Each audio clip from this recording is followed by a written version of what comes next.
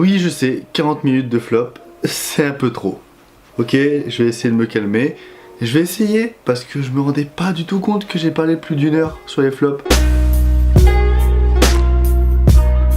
Du coup, là on va partir pour les tops. Donc je vais répéter encore la formule de base, c'est subjectif. Ça tombe dans ces tops là, il y a des films que vous avez détestés qui vont être dedans. C'est une liste qui est composée de 12 films dans le top 10 parce qu'il y a 2 ex-aequo.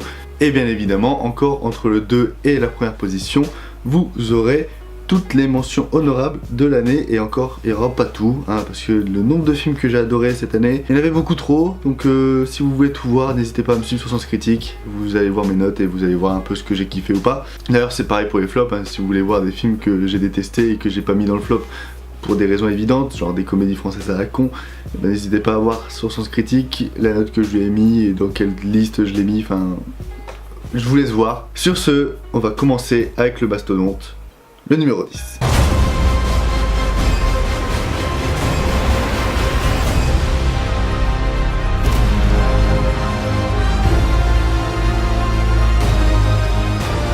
Numéro 10, Avengers Infinity War des frères Russo. Et Dieu sait la claque que je me suis pris en regardant Avengers Infinity War. J'ai dû aller le voir 3-4 fois au cinéma et je l'ai revu 2-3 fois en Blu-ray après parce que j'ai acheté le Blu-ray directement après sa sortie. C'était un si gros projet qu'on s'attendait pas à une telle claque. Finalement on l'a eu, c'était vraiment très très bon.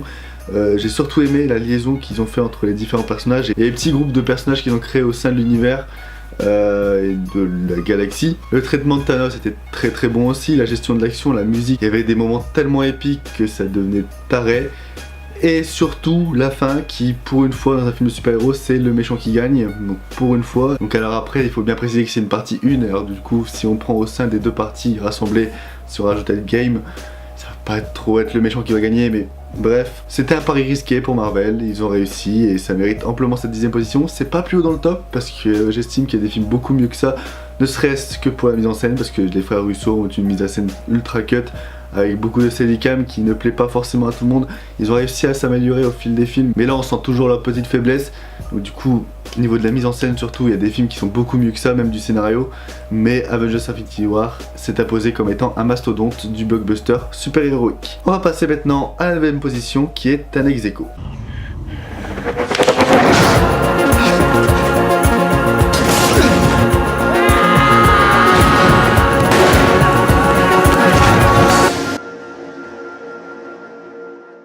En 9ème position, La nuit a dévoré le monde et Les bonnes manières. On s'est beaucoup plaint cette année d'avoir beaucoup trop encore de comédies françaises et exclusivement ça dans le cinéma français. Bah sachez que non, parce que là où j'ai pas mis dans la brume, dans le top ou dans le flop parce que j'ai trouvé le film très moyen, j'ai beaucoup plus été séduit par des films de genre comme La nuit a dévoré le monde qui est exclusivement français, un peu belge quand même, et Les bonnes manières qui est une production franco-brésilienne. Tout d'abord, La nuit a dévoré le monde, j'en ai déjà parlé il me semble dans une des critiques qui est sortie dans l'année, tout comme Les bonnes manières mais très très vite fait. La nuit a dévoré le monde est un film de Dominique Rochet qui est sorti court en mars et qui raconte l'histoire d'un mec qui se réveille en plein matin dans son immeuble, sauf qu'il va se rendre compte qu'il est tout seul et que le monde est infesté et Paris est infesté de zombies, et du coup il va essayer de vivre tout seul dans ce monde rempli de zombies qui ne peuvent pas parler.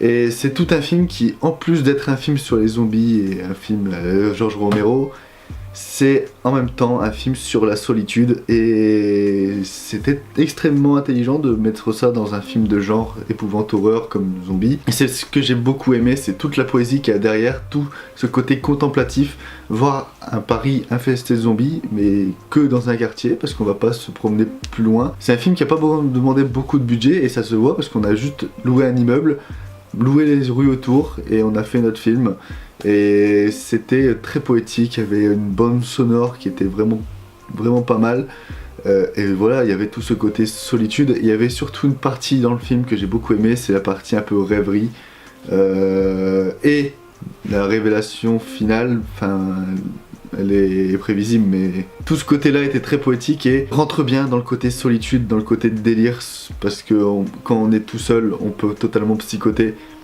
et ça marchait tellement bien. Et à côté de toute la poésie solitude, on a Les bonnes manières qui est un film de monstre, donc loup-garou, franco-brésilien, réalisé par Juliana Roras et Marco Dutra. C'est un film qui raconte l'histoire de Clara, qui est jeune infirmière, qui est engagée par Anna.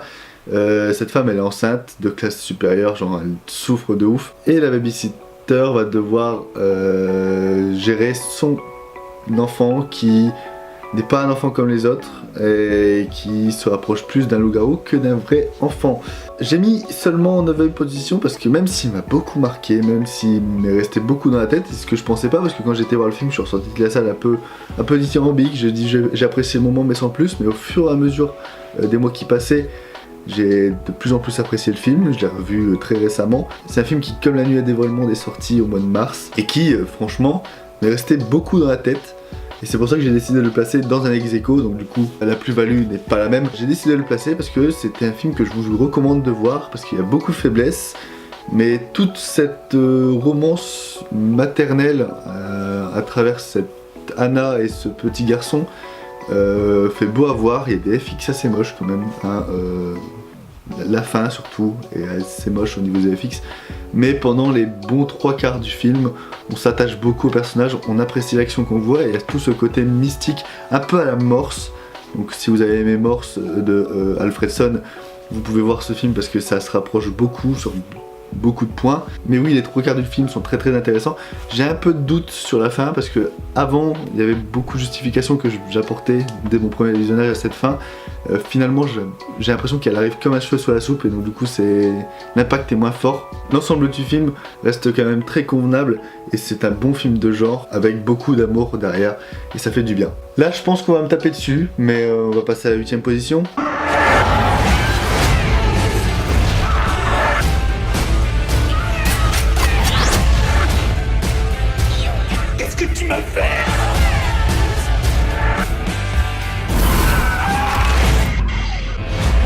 Huitième position, Overlord de Julius Avery. Alors ceux qui me suivent sur Twitter ont dû s'en douter, hein. Un de mes coups de cœur de cette fin d'année. J'ai adoré mon visionnage, j'ai adoré ce film. Je comprends tous les défauts qu'on balance à ce film, mais personnellement, je me suis éclaté, mais comme je me suis presque jamais éclaté dans une salle de cinéma. C'était un trip excellentissime, et c'est le genre de film que je veux faire moi au cinéma. Ce genre de film qui rapproche les genres, mais tout en étant décalé. Un film sur la Seconde Guerre mondiale avec des nazis qui se transforment en monstres, mais c'est génial. J'ai adoré, voilà, j'ai adoré. Je pense que j'ai rien d'autre à dire foncièrement dessus. T'as des putains de plans, la photographie est superbe. Le plan au tout début sur l'avion avec ce saut en parachute, mon dieu que c'était magnifique. En plus la musique est hyper prenante. On a des scènes d'horreur qui sont vachement flippantes, hein. Même les visuels sont très très recherchés et vachement flippants. Ce genre de crâne défoncé, c'était vraiment bien. Je sais qu'il n'y a pas une grande recherche au niveau des décors, hein. On a très peu de décors pendant le film. On a une forêt, une maison et un fort. Voilà, on a 3 décors pendant le film, mais ça renforce un peu ce côté. On est pris sur nous-mêmes et on n'a pas beaucoup de chance, on n'a pas beaucoup de liberté, donc pour moi ça rend beaucoup de choses au film. On s'attache aux personnages, à 2-3 personnages, pas plus, ce qui est un peu déprimant, mais quand on s'y attache, on s'attache bien. Il y a des scènes humoristiques qui sont vraiment très très bonnes. Et voilà, toute la séquence finale où ça part en couille, enfin c'était très très bon. Voilà, j'en veux plus des projets comme ça, j'en veux plus. Par contre dans le flop, hein, j'ai dit que je préférais voir ce film à la place de Cloverfield Paradox dans la saga Cloverfield. C'est juste parce que ce film là est mieux. Et donc du coup ne régresse pas la saga. Mais je vois pas pourquoi on aurait voulu faire un Cloverfield avec ça. Ça aurait peut-être été intéressant avec les éléments de scénario qu'ils ont supprimés, mais franchement le projet s'y va à lui-même, et c'est un excellent hommage aux jeux vidéo, c'est un excellent film de genre et j'ai kiffé le visionnage. Donc si vous avez envie de délirer un soir, n'hésitez pas à regarder Overlord. Entre potes, c'est génial. Enfin pour moi c'est le genre de série ZB, j'en sais rien, qui me fait kiffer, et voilà pourquoi je le mets en 8ème place. Après ça mérite pas la première position, hein, faut pas arrêter. J'ai tellement kiffé que la 8ème place les vaut largement. Tu me fais chier, dégage. Au revoir. Maintenant on va prendre un film qui va plus vous rapprocher, numéro 7.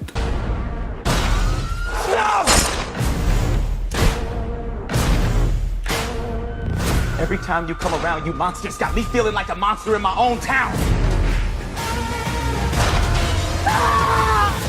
En numéro 7, Blind Spotting. Alors Blindspotting est un film de Carlos Lopez Estrada qui est sorti en octobre avec David Diggs et Rafael Casal. C'est un film qui, comme nos nombreux films ces dernières années, traite des Afro-Américains en Amérique et tous leurs conflits avec la police et leur vision par rapport aux autres. Sauf que là ça le prend d'une manière très différente de d'habitude parce que c'est un drame, avant tout un drame, mais qui influe beaucoup sur l'humour et un drame très esthétisé et ça rend un trip vraiment très très intéressant. On a beaucoup de scènes qui sont vraiment cool, notamment la scène où le personnage principal se rend compte que un flic a tué un autre noir devant ses yeux.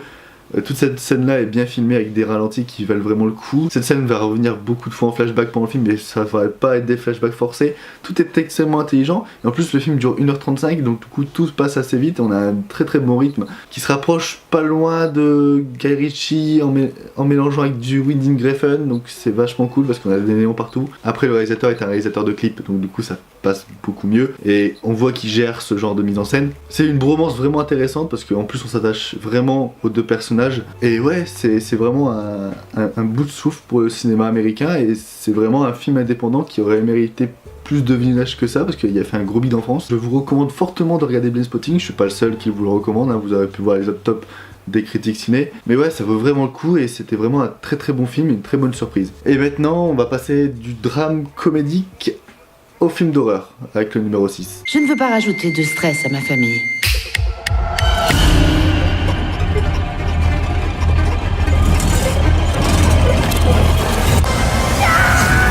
Numéro 6, en ex-aequo, Hérédité et Le secret des Marrowbones. Alors Hérédité est un film de Ari Aster, j'ai déjà fait une longue vidéo qui a fait plus de 5000 vues et qui est devenue la vidéo la plus vue de la chaîne, donc je pense pas que je vais réitérer beaucoup de choses dedans, je vais juste répondre à quelques commentaires qui venaient de ma théorie. Au fur et à mesure et grâce à une interview du réalisateur qui a porté quelques mois après le film, ma théorie s'est avérée fausse, c'est beaucoup plus simple que ça.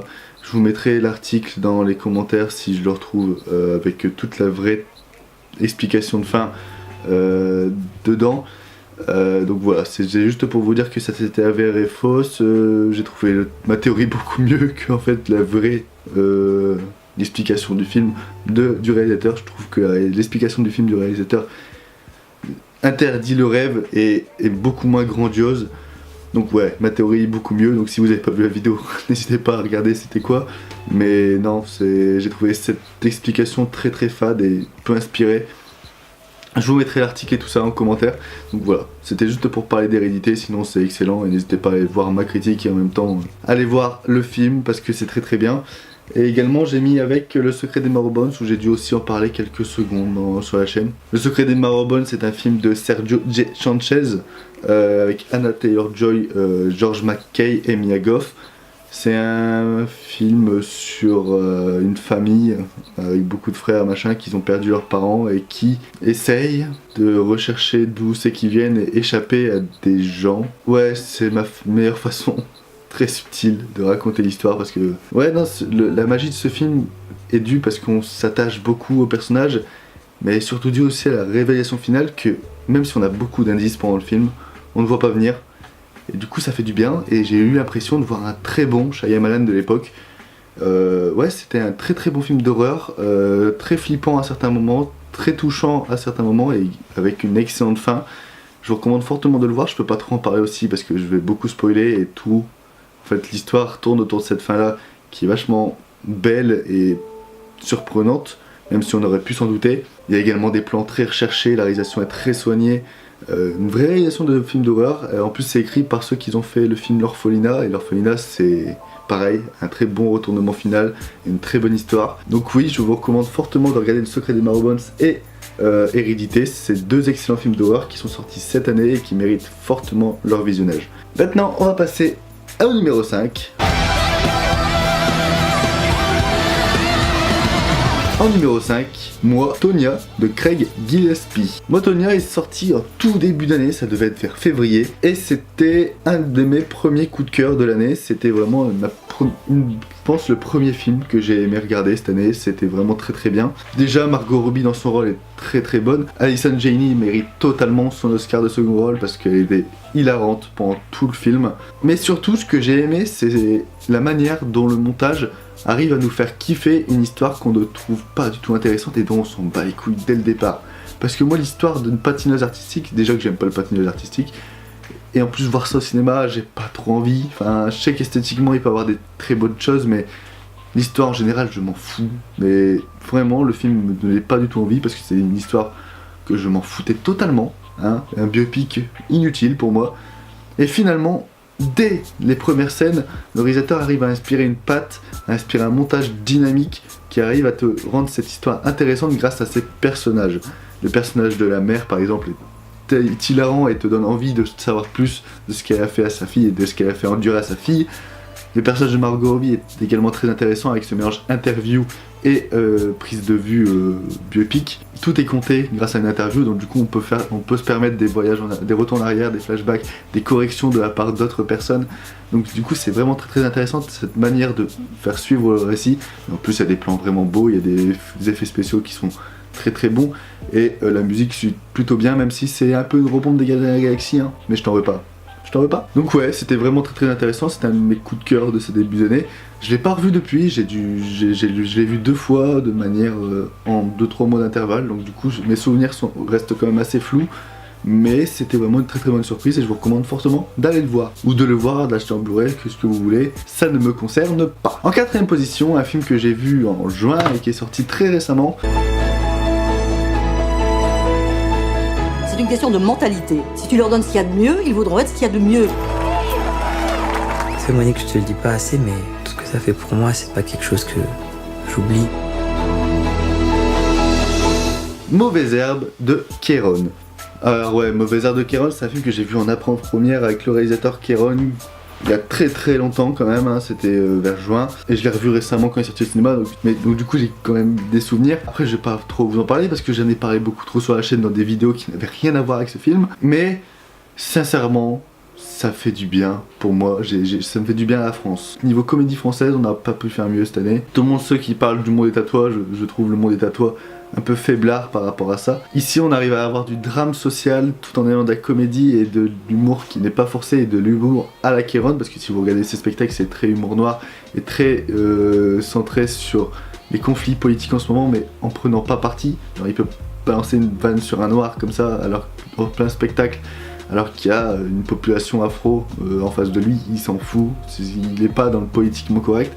Et par contre il y a beaucoup de valeur derrière Kéron, et c'est ce qu'on retrouve dans ce film là, c'est genre il peut balancer une blague sur l'enfant noir qui est en face de lui, tout en ayant une valeur derrière. Il y a des scènes qui sont vraiment chocs, hein. La scène du pendu, elle fait mal, il y a également la scène de la porte qui est très très forte, mais également il y a des scènes d'humour qui sont vraiment très très bonnes avec André Dussolier et Catherine Deneuve qui sont au sommet de leur art, parce que moi qui n'aime pas Catherine Deneuve, j'ai réussi à l'aimer dedans parce qu'elle est très très touchante et elle joue très très bien, et la réalisation est très inspirée, que ce soit pour les dialogues des personnages qui sont très très rythmés, ou alors pour les plans beaucoup plus posés, et surtout pour les plans qui se passent dans les pays arabes, donc ça doit être l'Iran parce que c'est de là-bas qui vient Kéron. Donc oui, c'est vraiment très très intéressant, ça fait du bien à ma comédie française. Pour moi c'est le genre de film que j'aimerais voir plus souvent, et je vous encourage vraiment à aller le voir, si encore en salle, mais ça m'étonnerait. N'hésitez pas à acheter le Blu-ray, DVD, parce que ça vaut vraiment le coup, et le film a beaucoup bidé, et il faut encourager ce cinéma, et ça vaut vraiment le coup. Alors là on va rentrer dans le podium, numéro 3. Fucking God! Try to keep up with the plot. It's a plot? He needs constant entertainment. I command you to release my squirrel. This has nothing to do with me. Why does everything always have to be about you, Sancho? Me. L'homme qui tua Don Quirote, Terry Gilliam. Oh là là, il a enfin sorti.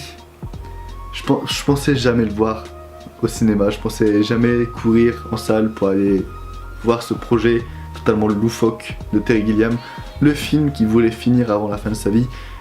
Et Dieu sait qu'il y en a eu des galères, Dieu sait. Du coup j'ai été le voir et j'avais peur d'être déçu, j'avais peur que ça soit bâclé.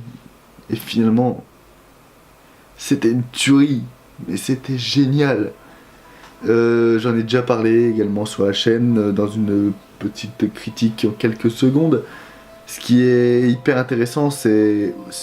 À chaque fois je dis sur la chaîne, mais je sais pas si c'est sur la chaîne ou si c'est sur Twitter, donc n'hésitez pas à me suivre sur Twitter aussi, parce que je sais plus. Ce qui est hyper intéressant dans ce film, c'est que la façon dont il a réussi non seulement à faire vivre un monde qui est très bizarre à l'écran, mais également à nous faire vivre une séance qui est également très bizarre, parce que tout comme le personnage de Don Quijote dans le film, au fur et à mesure que le film avance, on n'arrive plus à savoir si on est en train de regarder de la fiction en tant que film ou de la fiction encore dans la fiction, parce que il y a des moments, c'est dans des scènes de tournage, il y a des moments où c'est vraiment le mec qui délire, et tout comme le personnage, on est perdu entre réalité et fiction. C'est une expérience très particulière parce que ça suit tout seul, sauf qu'on est constamment en train de me demander est-ce que ce que je regarde c'est juste des rêves ou est-ce que ce que je regarde c'est ce qui vivent vraiment les personnages, et on est vraiment perdu, et il y a tout ce contraste là qui a tellement bien réussi à faire. Ça devait être une galère au scénario, ça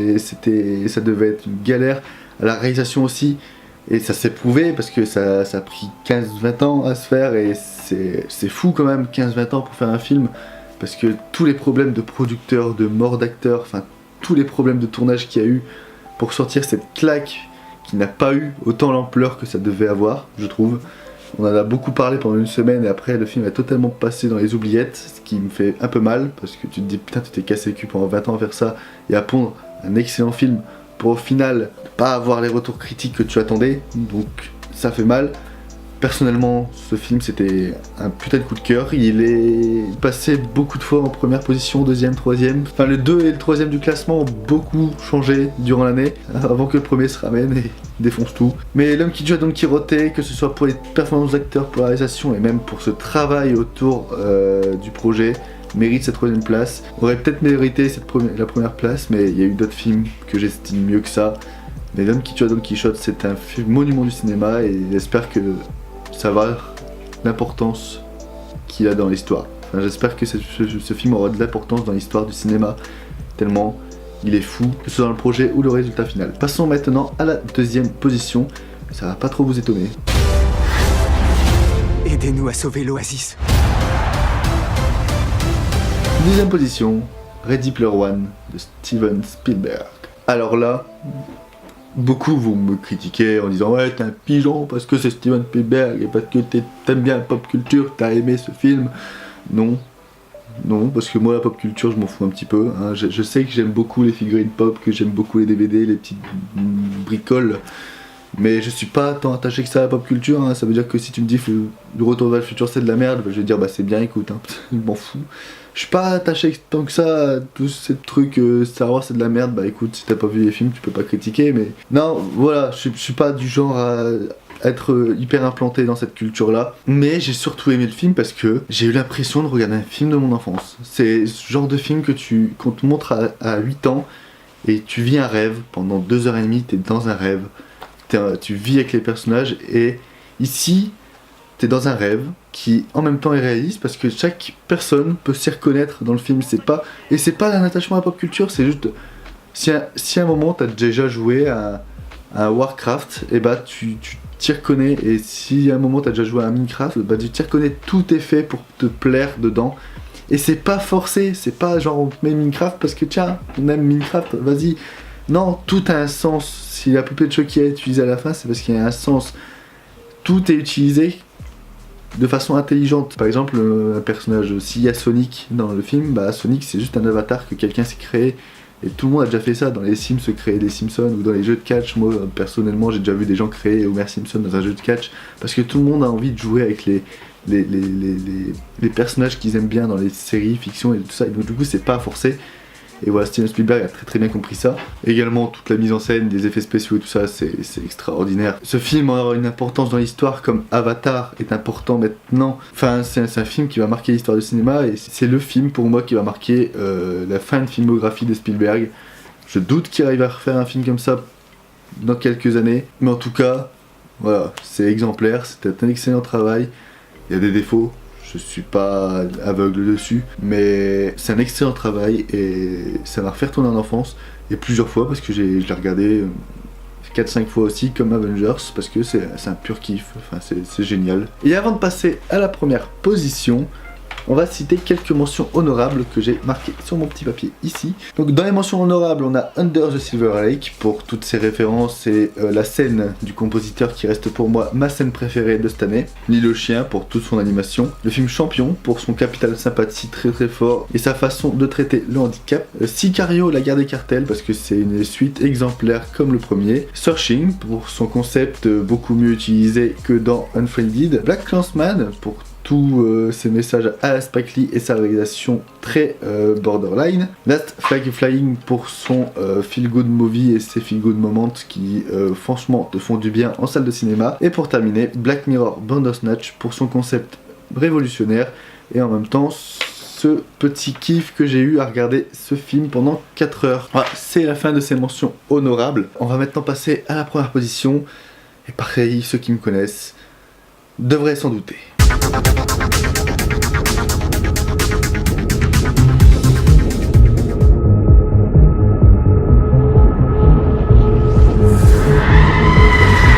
Le meilleur film de l'année 2018, pour moi, c'est Climax de Gaspard Noé. C'était une tuerie. Enfin, vous devez savoir que ce film va me plaire. C'est quoi? Tout ce que j'aime dans le cinéma, c'est les scènes de soirée, les scènes de drogue, et les plans séquences, et l'humour gras, sale.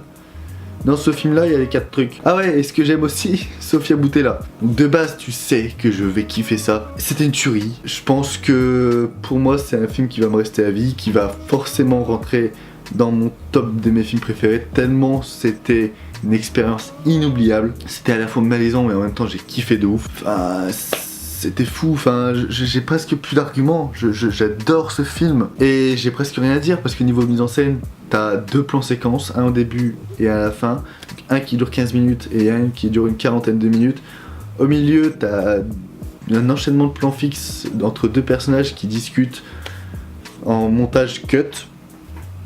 Voilà, c'est tout ce que t'as en matière de mise en scène. Sinon en matière de photographie, t'as beaucoup de néons partout, t'as beaucoup de couleurs rouges, t'as des flashs et tout ça, donc niveau de photographie c'est très très beau, très très esthétisé. Niveau scénario, c'est une troupe de danse qui répète pour la dernière fois et qui donc vont faire une fête. Dans cette fête là, il y a un connard qui a mis du LSD dans la sangria.